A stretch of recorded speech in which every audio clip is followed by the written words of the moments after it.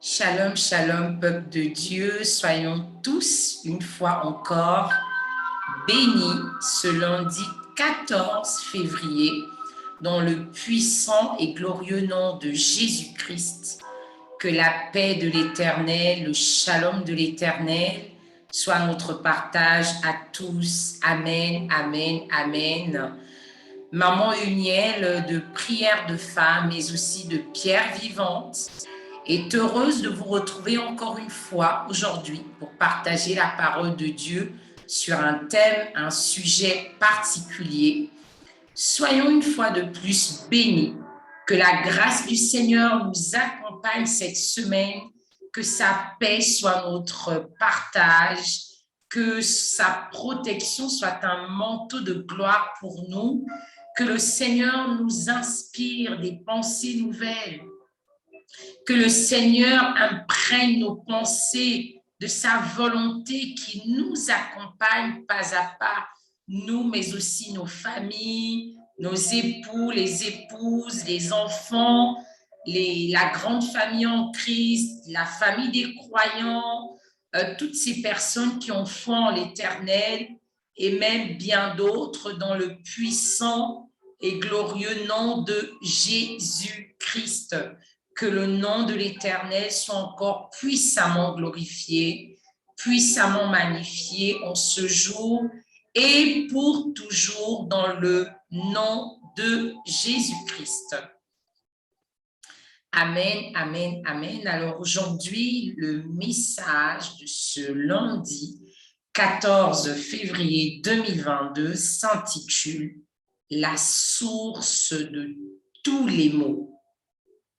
Mot ici pour dire mal au pluriel, la source de tous les maux. 2 points, le manque ou l'absence d'amour. La source de tous les maux, le manque ou l'absence d'amour. Amen, amen. Aujourd'hui et depuis la nuit des temps, depuis que le monde existe, depuis que le Seigneur a apporté la vie sur toutes ses formes, depuis que le monde, depuis que l'Éternel a inspiré la création du monde et de tout ce qu'il renferme, on est confronté depuis Adam jusqu'à aujourd'hui et certainement jusqu'à l'avènement, on est confronté à différents types de maux. On est confronté au mal sous des formes et sur des formes diverses.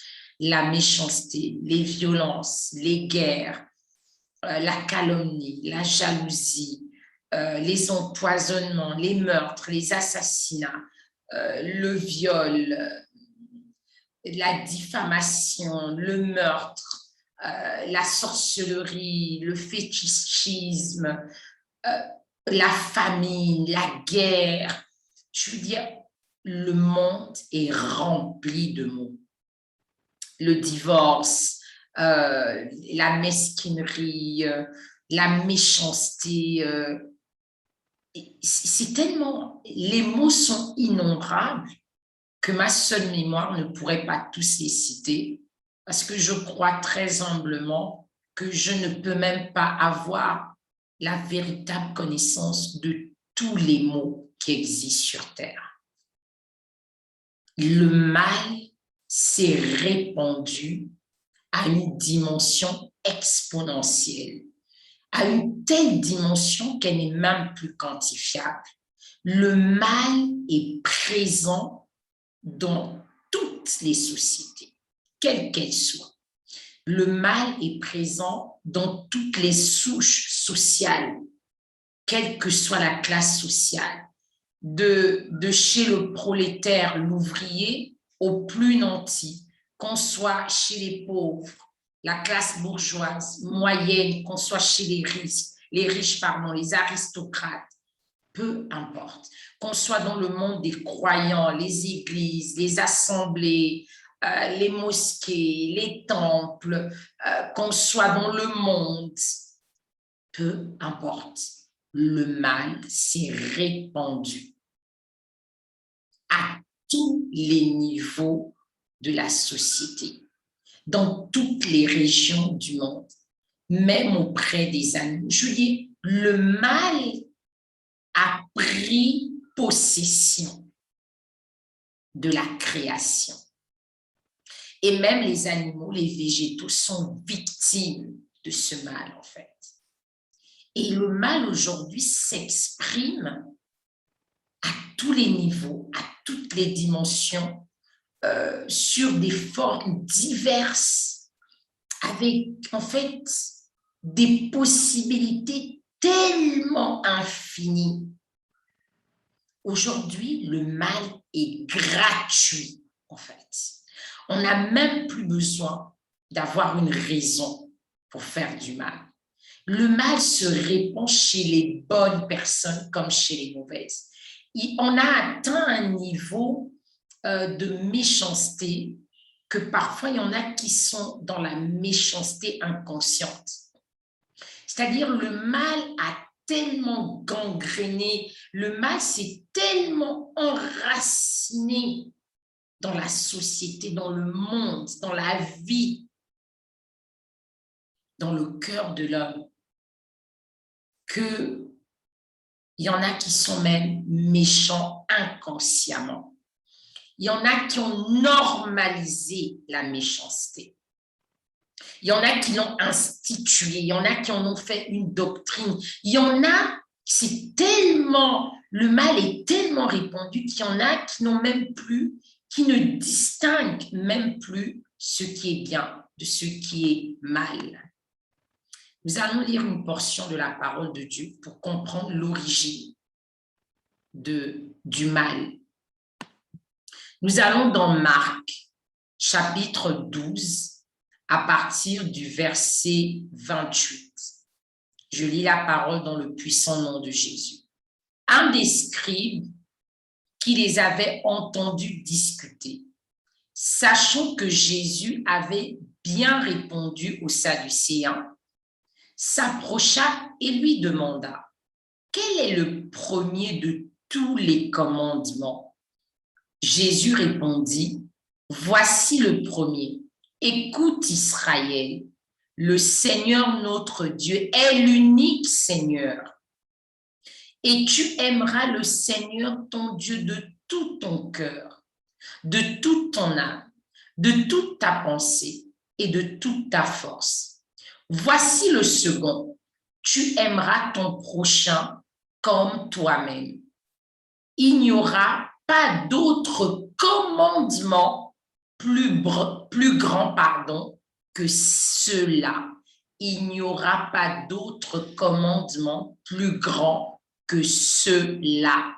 C'est-à-dire ces deux commandements. Tu aimeras le Seigneur ton Dieu de tout ton cœur, de toute ton âme, de toute ta pensée et de toute ta force. Et ensuite, le second, tu aimeras ton prochain comme toi-même. Et donc, il dit, le Seigneur Jésus dit, il n'y aura pas d'autre commandement plus grand que cela. Amen, amen, amen. Cela veut dire, pourquoi il dit, il n'y aura pas de commandement plus grand que cela. Ça veut dire que dans ces deux commandements, tu aimeras le Seigneur de toute ton âme, de toutes tes forces, de tout ce que tu as en fait. Et tu aimeras ton prochain comme toi-même. Dans ces deux commandements, tous les autres y sont inscrits. Si nous sommes dans l'obéissance, dans l'exécution, dans la manifestation, dans la pratique, dans la dévotion, dans l'accomplissement de ces deux commandements, nous avons accompli et compris tous les autres. Et c'est l'absence de ces deux commandements qui se résume en un seul mot, l'amour de Dieu et l'amour du prochain. Mais ici, le mot-clé, c'est l'amour.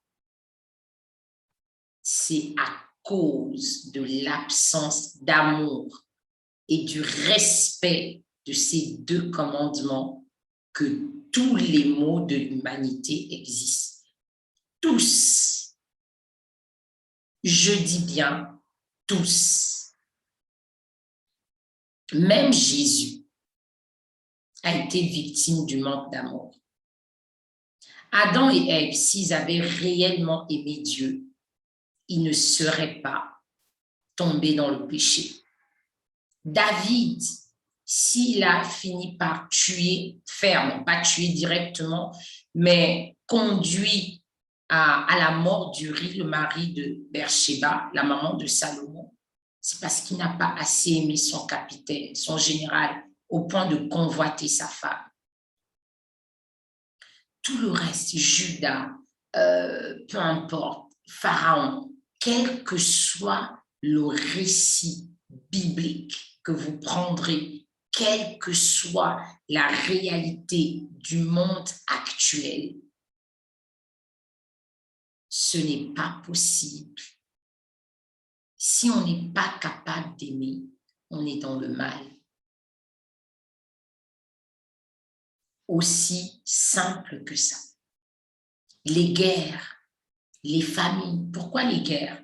Parce qu'on n'est pas capable de prendre sur soi parce qu'on aime l'autre. Pourquoi les mésententes? Parce qu'on se dispute des portions de terre, on se dispute des titres, on se dispute des positions. Pourquoi la famille? Parce que même si mon frère manque, si je ne peux pas avoir assez d'amour pour partager avec lui, il se retrouve dans la famille. Pourquoi le viol? Pourquoi le meurtre? Pourquoi le satanisme? Pourquoi le fétichisme? Pourquoi l'adultère? Pourquoi la calomnie? Pourquoi la fornication? Même la fornication, c'est parce qu'on n'aime pas assez Dieu. Si on aime Dieu et on aime son prochain, il n'y aurait aucune raison, pour que le mal existe. Il n'y aurait aucune raison. Deux commandements, pas deux versets, oui, deux versets, mais qui résument deux commandements qui sont la base de la paix, du shalom, de l'harmonie, de tout ce qui existe. C'est pourquoi Jésus a dit, il n'y aura pas de plus grand commandement dans les familles, la jalousie, la mesquinerie, la méchanceté, le fétichisme, toutes ces choses. C'est parce qu'on n'aime pas ni Dieu, ni le prochain. On a dit, aime ton prochain comme toi-même. À moins qu'on soit déséquilibré psychologiquement, personne ne prend un couteau et se blesse volontairement tout seul pour se faire mal. Personne ne prend sa propre photo à porter chez un féticheur et demander d'être détruit. Personne ne fait la guerre à sa propre maison parce qu'on a envie de se détruire. Aime ton prochain comme toi-même. Aime Dieu de tout ton cœur, de toute ton âme, de toute ta force. Aussi simple que ça. Tu veux que ta famille change. Tu veux que ta région change. Tu veux que ton pays, ton continent change. Tu veux que le monde change. N'attends pas que les autres aiment Dieu et aiment leur prochain. Commence aujourd'hui. Parce que si chacun attend que l'autre le fasse, on n'y parviendra jamais. Parce qu'on attend toujours que l'autre nous aime. On attend toujours que Dieu nous aime le premier. Si aujourd'hui, tu prends la décision d'aimer réellement Dieu de toute ton âme, de toute ta force, avec tout ce que tu as de meilleur, et si tu décides d'aimer ton prochain comme toi-même, tu verras un changement. N'attends pas que l'autre prenne une décision. N'attends pas que les choses changent à partir de l'autre. Les choses changeront grâce à toi et grâce à moi. Les mots, la source de tous les mots, tous, sans exception, sur l'ensemble de la création, c'est l'absence d'amour pour Dieu et l'absence d'amour pour le prochain, comme soi-même.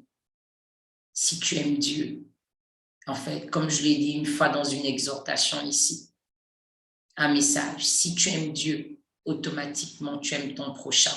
Parce que l'amour est un caractère de Dieu.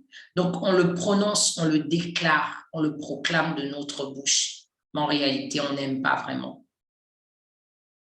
Tout est une question d'intérêt. Tu veux que le monde change? Commence à changer. Aujourd'hui même. Gloire soit rendue à l'Éternel. Je nous invite à réfléchir à cette parole, la source de tous les mots se résume dans Marc 12 à partir du verset 28. Parce qu'on n'aime pas Dieu et on n'aime pas le prochain. C'est pourquoi cette terre est devenue aussi chaotique. Décide de changer les choses et cela commence par toi et par moi. Que Dieu nous bénisse puissamment dans le nom de Jésus.